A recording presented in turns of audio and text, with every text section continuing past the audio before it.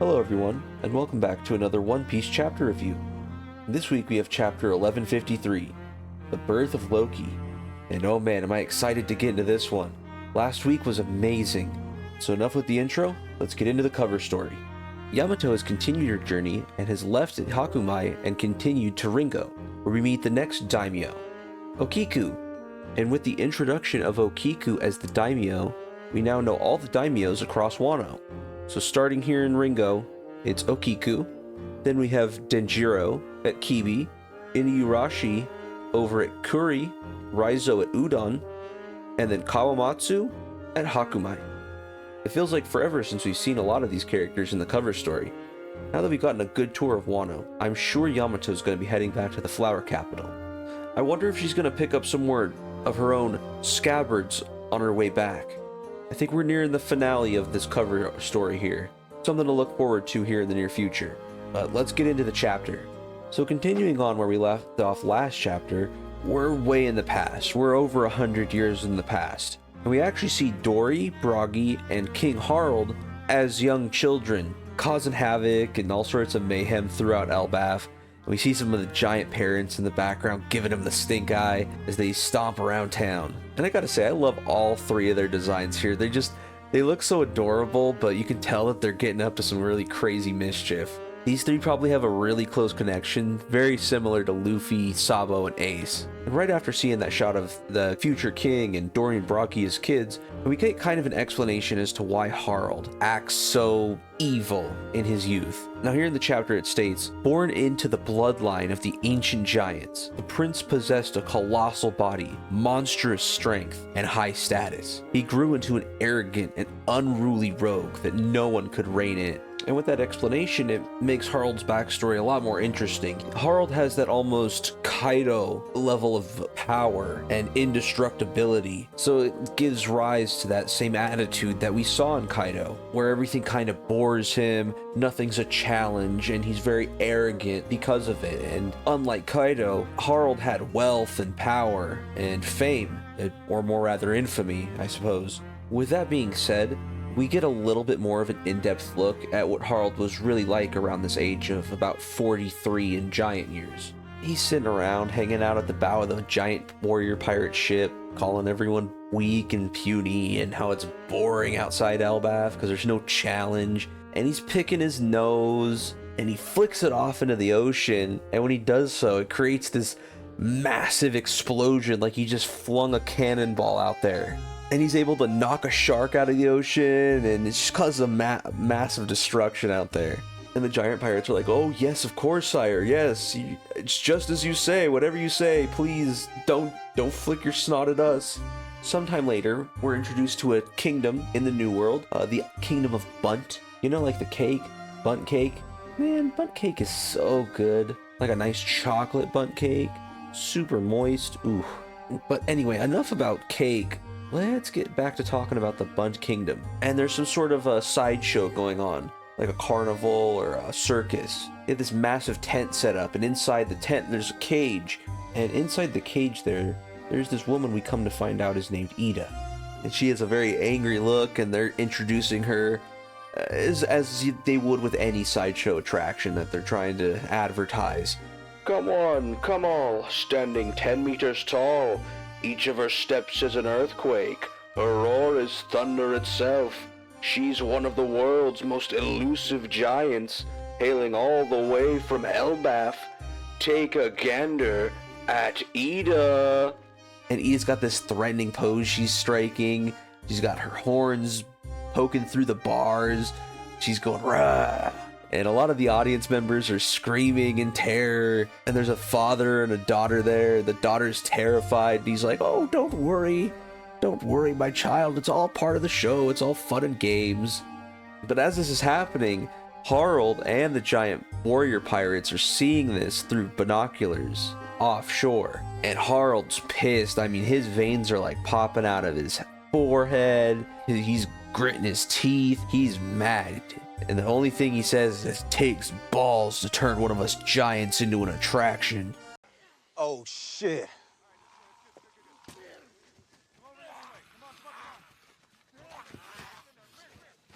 What is that?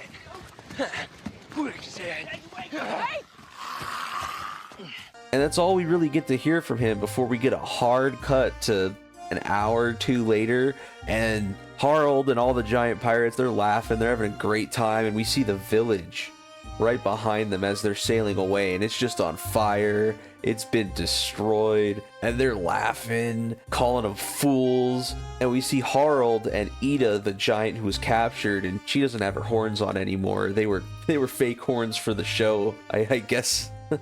And Harald's just over there with this goofy grin on his face, just like, oh no, you don't need to thank me. I'm the king of Elbaph. It's what I do. I help my fellow giants. Of course, it's what a king would do. And in the middle of explaining himself, Ida just slaps him right across the face, and all the giant pirates are just like, Your Majesty?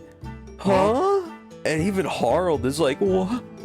Huh? He cannot believe it. He's never had anyone stand up to him verbally, let alone lay hands on him. So this is a whole new world to hit for him. And even the way Oda drew him right here. I mean, look at this man. He's just so bewildered. And before he can even process what just happened, Ida demands for them to bring her back to the island. And she wants them to apologize. Harald snaps back into it hearing that, and he's like, are you crazy? I'm not doing that. I'm not going to go apologize to these living dolls. And in a similar vein to Nami, Ida just beats the crap out of Harald. He just bruises him up and gives him these bruises all over. And she's just threatening him. She's like, I'm gonna keep beating you up if you keep talking like that. Like, don't make me. I'll do it. And she explains herself here why she's so protective of these people. She states, they took me in and gave me work after finding me adrift in the ocean. And because of their kindness, I was able to recover and earn enough money to pay them back. And very tearfully, she grabs Harald by the shoulders to make eye contact and force him to, see the expression on her face. And she just lets him know that she's really disgusted by his use of the term dolls to refer to the people living on the island and those people that helped her and saved her, and that his indifference to these people and their lives because of their size is arrogant, it's abhorrent, and that this kind of thinking is why everyone outside of Elbaph looks negatively at giants. And this is something that really affects Harald personally, and this is something that really gets Harald thinking, because the next thing we see is the ship of the new giant pirates. We see the ship of the giant pirates docked outside of the village they just attacked.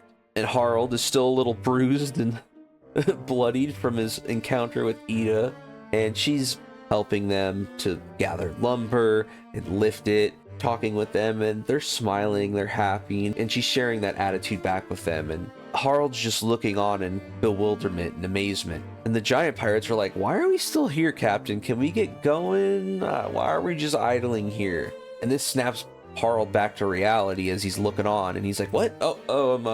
Yeah, you guys need to get out there. Go out there. Go help them. Go help them rebuild this model city. What are you guys doing? Go stop bothering me. And they're like, okay, sir. Yeah.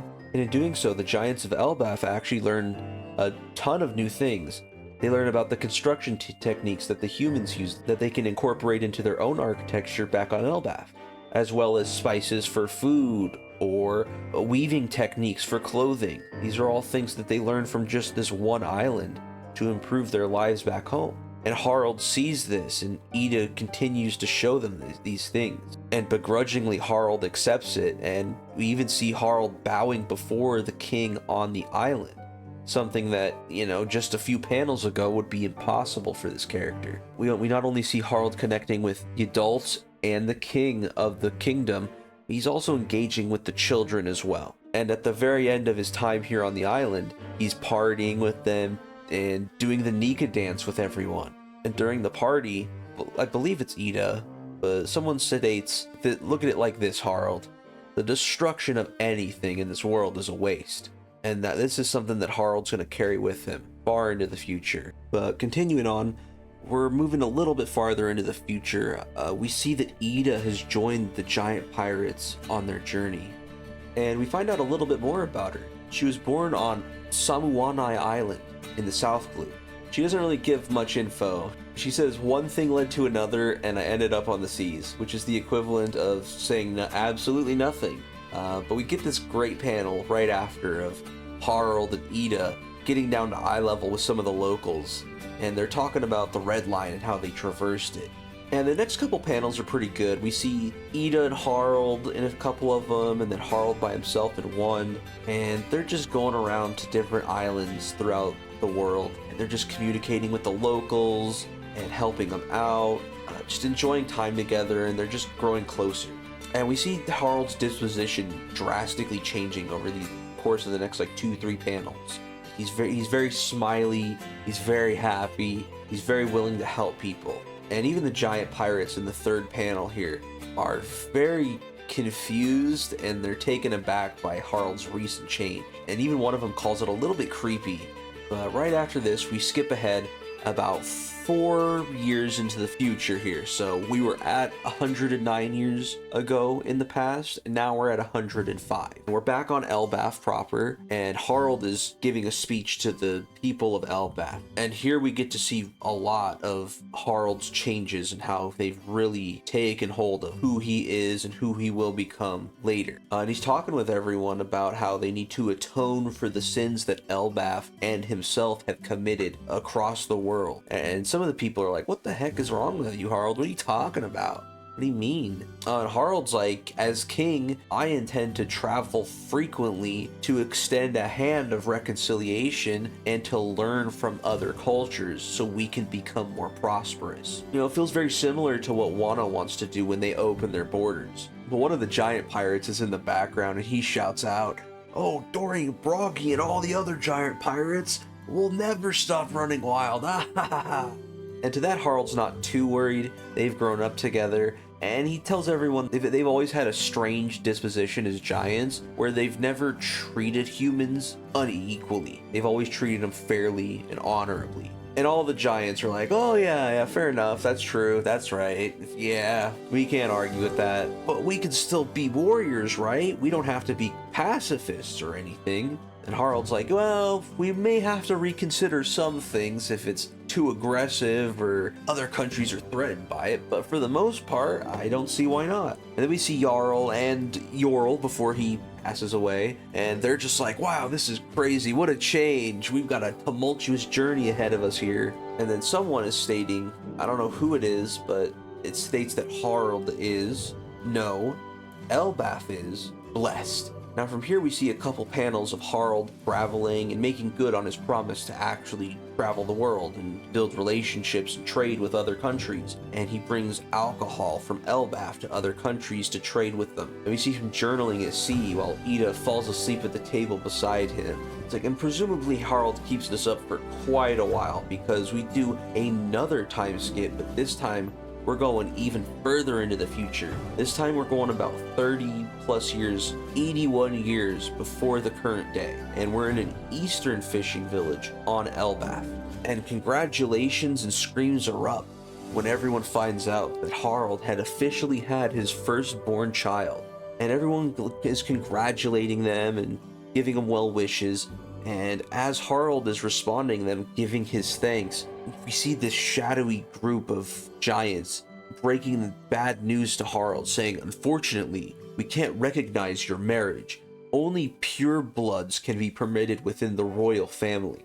Harald's upset by this, but this is their custom on Elbaph. Unfortunately, this is just how it is, and he's not willing to fight against it because want to go with the tradition, the custom, and they wouldn't accept Haryuden as their future king. And even Ida agrees with it, you know, and she says that these issues just boil down to culture and their love isn't going to change that. You know, but the giants are very kind, though, at the very least, because we see a couple of them in the background and they're like, you're always welcome here, Ida. You never feel unwelcome in our village. You can always stop by, which is great, you know. We've seen how much she's affected Harald, and she's definitely affected the people of Elbaph as well. So, you know, we get to see little baby Haryuden here, and he's so happy. He's just a little adorable guy that looks completely different from the guy we see later on. And then immediately after, we see an arranged marriage, I assume, between Harald and Lady Estrid. of the alcohol village to the north. She's a noblewoman from the north who carries the blood of the ancient giants. And the same shadowy giants we saw earlier claim that she's a woman who's truly fit to become queen. You know, she has that very standard One Piece female look. I think she looks very similar to that of like Big Mom in her prime, or maybe even Black Maria. And the meeting between Estrid and Harald is really awkward because the first thing out of her mouth is, "I'm fated to love you for the rest of my life. Forget about that Eastern woman and her bastard." And Harald's like, "Yeah, I don't know about this one." But once again, Elbaph custom kind of forces him to go along with it, even if he's not very comfortable with it, which he obviously isn't. But she immediately starts going with the feng shui, mystical energies way of rearranging the house, where she's like, "We have to move these mirrors out of the house because it's throwing off the energy balance in here, and these windows have to stay open at 45-degree angles or else our souls are going to be taken out of our bodies." All sorts of crazy stuff like that, where you got to hang a planter at the eastern front of the doorway with a pinch of salt in the soil or else you're going to die. Like, just all that crazy stuff. But right after she's done commanding that, she presents Harald with this horse named Ashura, a horse of good fortune. And it really looks like this sort of demon-esque being. I mean, this thing has like 8 legs. It has this black flaming hair for its mane. And even the guards of Elbaph are like, Holy Jesus. What is that? What the fuck is that? What is that, Private Pile?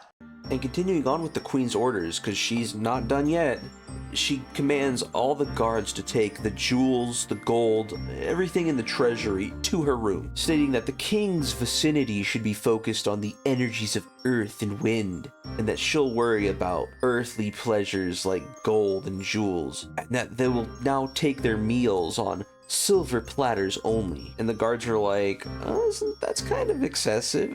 That's indulgence at that point, right? I don't know what the reasoning is behind it. I mean, it could be legit, because I think back in the day they used to use silver goblets and silverware to test for poison. Like, you would pour wine, water into a silver goblet, and if there was poison, it would react and change color. I don't know if that was the reason. Maybe it is. Maybe she's really smart and she knows, being a noblewoman. She just knows. Or it's just opulence for the sake of it, you know? Who knows? Cutting ahead into the future once again. We're going another 10 years into the future now. And this is an interesting thing that the narrator states. He says, 70-ish years ago, in this age, the rough seas still made travel between islands difficult. Elbaph's advanced navigation techniques intrigued other countries. And we see King Harald explaining how to navigate in the waters, stating that there's a star which never moves in the sky,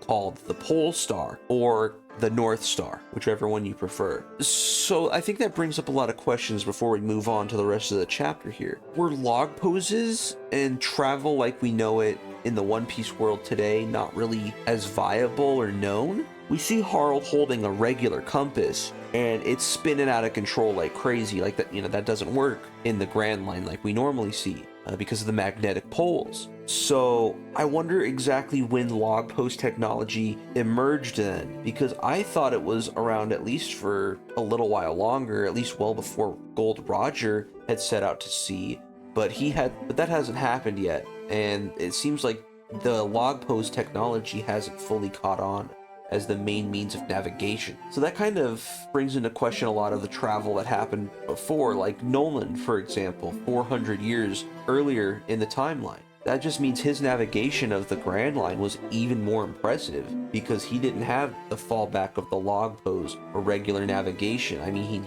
he would have had to just use like wind and like wind charts and astrology, like the North Star here, to navigate. He's a badass. I don't know. The more we find out about how the advancement of technologies worked in the last 800 years in the One Piece world, it makes a lot more sense why everything's disconnected and hasn't progressed a lot more. But continuing on, and we see Harald chatting, and it looks like he's chatting with some of the giants here back on Elbaph. And he's talking about how he went and saw the merfolk because he wanted to meet the people who carry the blood of the ocean. And Harald mentions how he heard about the prince being born named Neptune, and how everyone was gathering around, and the sea beasts were also gathering as well. It seems like the sea beasts gather when the powerful leader is born, or someone of royal lineage. It's not just someone like Shirahoshi who can control the sea beasts, who will call them.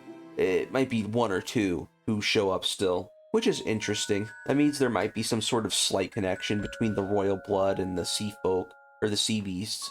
Continuing on, we're now 63 years in the past. So it's about 7 years after the last time jump. And we're at Outset Castle back on Elbaph. But Harald is not here on Elbaph. He's overseas. We're focusing on the queen. And just like earlier, we're starting off with congratulations to the queen, for a baby boy has been born. And the queen states that the boy's name is Loki, and that Harald and her discussed it before he left. She asks to get a good look at Loki's face, and is met with a sight that she was not expecting. Mirroring the ancient story of Hera and Hephaestus, Queen Estrid rejects Loki because of his deformities, claiming that his look is horrid and that Loki could not possibly be hers. Even the nurses are like, "What's wrong, your highness? Please calm down." In utter shock at the queen's unwillingness to even look at her child. We see this haunting, desperate look on the queen's face before she demands that the servants tell the king Loki was a stillborn and that his birth is unacceptable, claiming he's a curse and he's a monster. And in the background, Loki's crying and reaching out for his mother. And we see this really heartbreaking shot where it's just baby Loki's hand grasping in the air, reaching for someone, only to be met with nothing. It all began on the day of my actual birth. Both of my parents failed to show up. But right after that, as Loki's crying and reaching out for love and affection, the queen snatches him up like a football, shoving him under her arm and running out of the castle to the nearest edge, the sun layer, throwing Loki off of the edge hundreds of feet into the underworld, rejecting him fully and exclaiming that no child was born this day. And she immediately begins to pack her things, which is, funnily enough, the jewels and treasure that she told the guards to move to her room. She plans to remove herself from the castle, head back to Alcohol Village, where she will never give birth again, she claims. But as she's packing, one of the guards comes in with a terrified and distressed look on his face, claiming that something's coming from the realm of the dead. And the queen, horrified and disgusted, is like, "What about the realm of the dead?" And from the realm of the dead, baby Loki, covered in tears, snot, and blood, is crawling his way back up from the sun realm. We see a shot of his ascent as he climbs, before seeing Outset Castle one more time. And the narrator states that soon after this event, Queen Estrid collapsed due to ill health. Shut the fuck up. Know your fucking place, trash. And we hear just a little bit before she dies about the prophecy of King Harald, stating that his son will slay him someday in the future. We see a quick shot of Harald while he's dealing with his overseas diplomacy acts, and he's being blocked by the world government, which will probably lead into why he works with the government later on in the future. Probably very similar to how Garp works with the government, giving himself just enough control to be able to do what he needs to, but not enough to where he's forced to do anything crazy. Until the Holy Knights show up, that is. But before the chapter ends, we also see Haryuden and Ida a little bit older, and Ida's trying to get Haryuden to accept Loki and treat him like a brother, but Haryuden's just not hearing it. He's not technically his brother from his point of view. They might share the same dad, but their moms are completely different, and he's never met Loki's mom, so he really has no affinity or care at all. Before the chapter ends, we see a silhouette of young Loki, and the narrator stating that from this point on, every misfortune that struck Elbaph was chalked up to Loki's curse. Poor kid, poor Loki. This man has had it rough every step of the way. I thought what happened with Harald and Loki in the castle was pretty bad, but man oh man. I was not expecting attempted child murder on my Elbaph bingo list for this year. So, good job, Oda. You surprised me with this one. I'm starting to see the pieces come together here, especially why Harald ends up working with the government later. And I loved the twist from last chapter to this week, Like, what a great twist. I thought Harald was going to be a way bigger piece of crap than he ended up being. He might have been arrogant and cocky at first, but he changed his tune pretty quickly. He's a very lovable character, very similar to Odin at the very beginning of his journey, where he's kind of abrasive and a little tough to like, but he ends up being very lovable and one of the best characters by the end. I don't know if Harald will reach that point, but he's definitely not a bad character whatsoever. I don't know, I think it's still questionable if Loki's a true Straw Hat crew member, but man, I'd love it if he was, but the backstory's getting really dark now, so you never know. It could be, it's looking like it might be more and more possible. Yeah, it looks like we're on a break next week, so we'll have a little bit of time to stew on this before we get some more revelations, but this is definitely getting exciting. I can't wait to see what's going to happen in Loki's youth. What did you guys think about this week's chapter? Did you like Harald's transformation from an arrogant character to a nice guy? What about Queen Estrid? Any thoughts about her and her attitude? Or were you expecting Loki's backstory to mimic Hephaestus and Hera's? Let me know what you think in the comments below. This has been the Dinoaur with another One Piece chapter review. Thanks for stopping in, and I'll see you guys next time. Bye-bye.